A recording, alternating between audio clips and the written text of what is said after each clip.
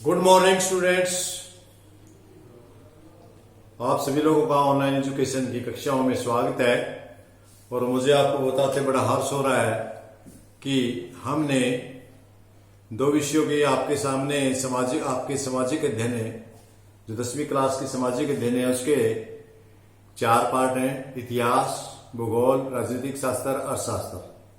2 parts की मैंने video बनाकर आपके बीच में शेयर की। आप लोगों ने बहुत पसंद की, आप लोगों की अच्छी फीडबैक मिली और उससे प्रोत्साहित होकर के आज मैं आपके सामने शुरू कर रहा हूं राजनीतिक शास्त्र का पहला चैप्टर, जिसका नाम है सत्ता की साझेदारी।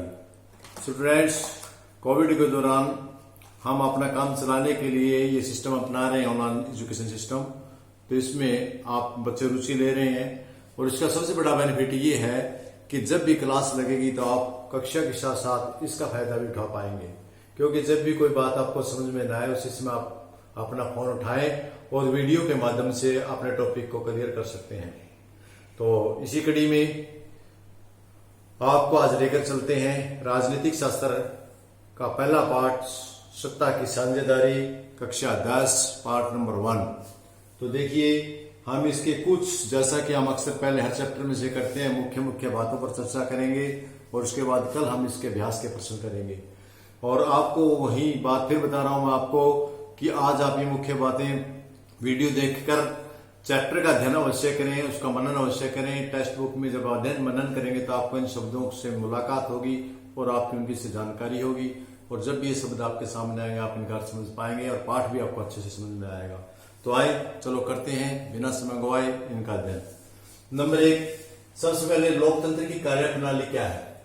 लोकतंत्र देश के बारे में आपने 9th क्लास में बड़ी डिटेल से पढ़ा था कि लोकतंत्र कौन सा शासन होता है। एक ऐसी सरकार जहां पर जनता के द्वारा जनता के लिए चुनी गई सरकार होती है। वह पूर्ण रूप से शासन व्यवस्था जनता के हाथों में होती है। जनता अपने मत का प्रयोग करके संवैधानिक रूप से सरकार बनाती है। अपने प्रतिनिधि द्वारा चुनी गई सरकार में उनकी आस्था होती है। ऐसी सरकार को हम लोकतांत्रिक सरकार कहते हैं। उसकी कार्यप्रणाली क्या है, तो आज इस लेसन में हम पढ़ रहे हैं। उसकी जो सत्ता होती है सरकार की, वो एक आदमी के पास न होकर बल्कि कार्यप्रणाली 3 अंगों में बांटी हुई होती है, जिसको हम कहते हैं विधान पालिका, कार्यपालिका, न्यायपालिका। जितने भी कानून बनाने, नियम बनाने से संबंधित, सिद्धांत बनाने से संबंधित कार्यक्रम होते हैं, वे सारे मंत्री, प्रधानमंत्री की और दूसरे केंद्रीय मंत्रियों की मौजूदगी में बनाए जाते हैं। और उसके बाद जब वो बनकर तैयार हो जाते हैं, कार्यपालिका के द्वारा इनको क्षेत्र में लागू किया जाता है। और जब कोई डिस्प्यूट्स आता है तो उनको सुलझाने के लिए न्यायपालिका अपना रोल अदा करती है। तो इस प्रकार तीनों पालिकाएं मिलकर के पूरी सत्ता को चलाती हैं। तीनों में पूरी सत्ता को बांटा हुआ होता है। आगे है आपका सत्ता की साझेदारी का अर्थ क्या है। बस सत्ता में साझेदारी, इसका मतलब क्या हुआ। सत्ता जो देश की ताकत है, पावर है, उस पावर का डिस्ट्रीब्यूट, बंटवारा किस प्रकार, इसका क्या मतलब है। साझेदारी का मतलब है सबकी हिस्सेदारी, सबका कुछ न कुछ हिस्सा होना। तो मतदान चुनाव के द्वारा हम प्रत्येक समुदाय से उनके हिस्सेदारी लेते हैं विभिन्न स्तरों पर, चाहे वह राज्य सरकार है, चाहे वह केंद्रीय सरकार है, चाहे वह जिला स्तर की सरकार है, यहां तक कि चाहे वो गांव की पंचायत भी है, उसमें भी हम विभिन्न स्तरों पर और विभिन्न समुदाय से। 2 बातें यहां देखना। पहली बात तो आपकी विभिन्न, इस बात को लेना आपने विभिन्न सत्रों पर। सत्र का मतलब किसी, चाहे देश की सरकार है, राज्य की है, जिले की है, या ग्राम पंचायत की है, या ब्लॉक की है, किसी भी सरकार है, उस पर विभिन्न समुदायों की हिस्सेदारी ले लेना सत्ता में साझेदारी कहलाते हैं। सबको साथ लेकर के चलना। मेरे ख्याल में आपको ये समझ में आ गया होगा। इसके बाद हम चलते हैं, क्योंकि जो आज हमारा लेसन है वो सत्ता की साझेदारी। इसमें कोई एक खास देश विशेष से बात नहीं है। तो यहाँ बेल्जियम और श्रीलंका के कुछ उदाहरण दिए गए हैं। तो उसमें बेल्जियम का प्रश्न है कि बेल्जियम की जातीय बनावट कैसी है, यानी वहां जो लोग हैं वो किस किस जाति के, किस किस प्रकार हैं। तो देखिए, यहाँ जो बेल्जियम है, बेल्जियम में 59% लोग डच भाषा के लोग हैं, जो डच भाषा बोलते हैं वे लोग निवास करते हैं। और 40% और फ्रेंच भाषा बोलने वाले निवास करते हैं। और इसके अलावा सिर्फ 1% जर्मन भाषा बोलने वाले लोग वहां निवास करते हैं बेल्जियम में। तो इस प्रकार की वहां जातीय बनावट है, इस प्रकार के वहां लोग हैं। इसके बाद अगला प्रश्न आपका, बेल्जियम की समस्या क्या है। ये 1% लोगों का कोई खास हिस्सेदारी नहीं है, लेकिन यहाँ पर जो 40% जो फ्रेंच भाषा बोलते हैं ये लोग बड़े समृद्ध हैं और वे हमेशा ही सत्ता पर कब्जा इन लोगों का बना रहे हैं, 40% लोगों का। जबकि ये डच भाषा ये लोग भी ज्यादा हैं, लेकिन इनको सत्ता से बाहर रखा गया है और ये हमेशा ही सत्ता से नाराज रहे हैं। ये इनकी समस्या थी। जो अल्पसंख्यक है वे शासन कर रहे थे, जो बहुसंख्यक है वे लोग सत्ता से बाहर थे। ये हमेशा बेल्जियम में समस्या बनी रही। इसके बाद बेल्जियम की समस्या का हल कैसे निकाला? बेल्जियम का समस्या का हल सत्ता के आम सहमति के आधार पर सत्ता का बंटवारा किया गया। जिस हिसाब से वहां की पब्लिक की जिस भाषा में थी उसी हिसाब से उसी रेशियो में उनके प्रतिनिधि लेकर के सरकार बनाई गई और इस प्रकार की समस्या से निपटा गया। इसके बाद अगला आपका श्रीलंका से संबंधित प्रश्न है। स्टूडेंट्स, बेल्जियम और श्रीलंका दो देशों का हमने उदाहरण दिया यहाँ। तो श्रीलंका से संबंधित प्रश्न क्या है कि वहां की जातीय बनावट कैसी है। जिस प्रकार बेल्जियम की मैंने बताई 40% फ्रेंच और 40% है, 59% डच है और 1% जर्मन है। इसी प्रकार जो श्रीलंका उसमें जो सिंहली लोग हैं वे कितने 74% है और तमिल वासी तमिल में है वे 18% है। ईसाई सिर्फ 7% है। इस प्रकार इस देश में निवासियों का जातीय बनावट है। इसके बाद जो बहुसंख्यावाद क्या होता है?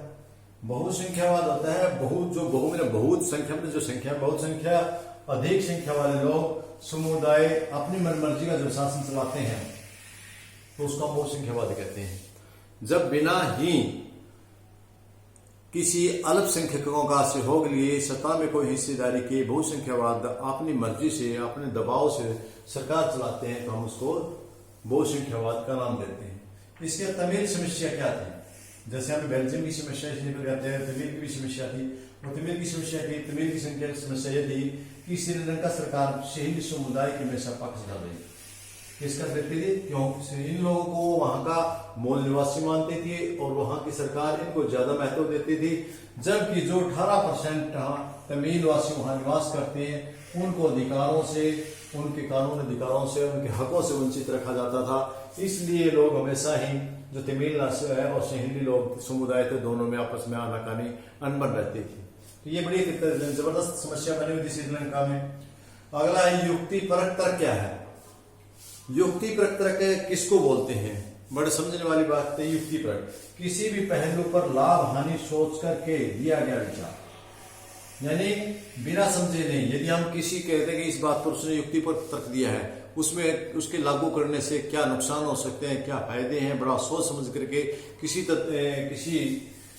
पहलू को लागू करना, उसके विचार दिया गया, जो विचार दिया गया उसको हम युक्ति पर कहते हैं। युक्ति परक तर्क जैसे तर्कशील देते हैं, पूरा का पूरा अपना तर्क के आधार पर ही जो विचार पैदा दिए गए हैं उनको युक्ति परक कहते हैं, एक योजना के तहत। वैसे ही इसके बाद हमारा नैतिक तर्क। नैतिक तर्क क्या होता है? नैतिक तर्क होता है आम सत्ता के बंटवारे के अंतर्भूत महत्व को बताने वाला विचार। ये कोई युक्ति परक तर्क न होकर के सत्ता के बंटवारा किस प्रकार से किस किस लोगों के बीच में कैसे बांटना चाहिए, इस विचार के महत्व को बताना कि ज्यादा लोगों को ज्यादा देना है, कम लोगों को कम देना है, इस प्रकार जो महत्व बताया जाता है उसको हम नैतिक तर्क बोलते हैं। इसका जो अगला प्रश्न स्टूडेंट्स हुआ लेबनान। एक लेबनान देश है, इसका भी हमारी समस्या थी। जैसे कि हमने दो देशों की पहली समस्या पढ़ी, इसी प्रकार लेबनान की समस्या है। इसमें यह समस्या थी कि यहाँ ज्यादा शासन कैथोलिक का था, यहाँ पर धार्मिक आधार पर समाज बटा हुआ था। तो वहां पर मुसलमान भी दो समुदाय में बटे हुए थे, शिया और सुन्नी। और इसके अलावा वहां पर कैथोलिक चर्च ये लोग भी थे और इसके साथ ऑर्थोडॉक्स ये लोग भी थे और सुन्नी थे और इसके साथ साथ शिया लोग। इस प्रकार ये 4 धर्मों में बटा हुआ था। तो इस समस्या को सुलझाने के लिए, सत्ता को सुलझाने के लिए वहां पर लोगों ने बड़ा युक्तिपरक ढंग से इसका समाधान किया। उन्होंने क्या किया कि जो कैथोलिक चर्च धर्म के लोग थे, धर्म के लोग थे, उनमें से राष्ट्रपति बना दिया। इस धर्म के राष्ट्रपति ले लिया, ऑर्थोडॉक्स से उप प्रधानमंत्री ले लिया और सुन्नी से प्रधानमंत्री ले लिया और शिया थे जो शिया मुसलमान थे उनमें से अध्यक्ष पद, संसद का जो अध्यक्ष बनाया जाता है उसको पद दे दिया। इस प्रकार सभी की साझेदारी लेकर के सरकार को चलाया गया और इस प्रकार समस्या को हल कर लिया गया। इसके बाद जो अगला क्वेश्चन है वो आपका खलील की उलझन। खलील की उलझन क्या थी?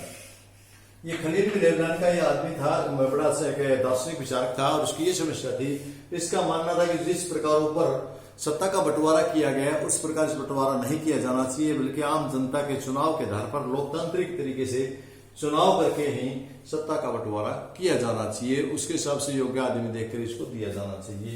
ये लेनिन की उलझन थी। इसका जो 13वां आपका संघीय सरकार क्या होती है? संघ जैसा कि बहुत सारे लोग का संघ से समझना है, और सरकार में सरकार, जहां पर बहुत से राज्यों को मिला करके सरकार बनी गई है, यानी जहां पर राज्य सरकार भी हो और केंद्र सरकार भी हो, दोनों सरकारें एक ही जगह पर काम करती है, तो हम उसको केंद्रीय संघीय सरकार कहेंगे। राज्य सरकार भी काम करे अपने स्तर पर और देश अपने स्तर पर काम करे, उसको हम बोलेंगे संघीय सरकार। जैसे कि भारत में है, राज्य सरकार भी है और केंद्रीय सरकार भी काम करती है। यहाँ पर केवल सिर्फ देश की एक ही प्रधानमंत्री के अंदर न होकर के मुख्यमंत्री देश के बनाए जाए, अलग अलग स्तरों पर बनाए जाए, इसको हम संघीय, क्योंकि वहां पर बहुत सारे संघ हो जाते हैं अलग अलग राज्यों के, तो उस प्रकार की सरकार को हम संघीय सरकार कहते हैं। तो स्टूडेंट्स, जो इस चैप्टर में आने वाले मुख्य बातें हैं हमने आज विचार की, और कल हम अभ्यास के प्रश्न करेंगे।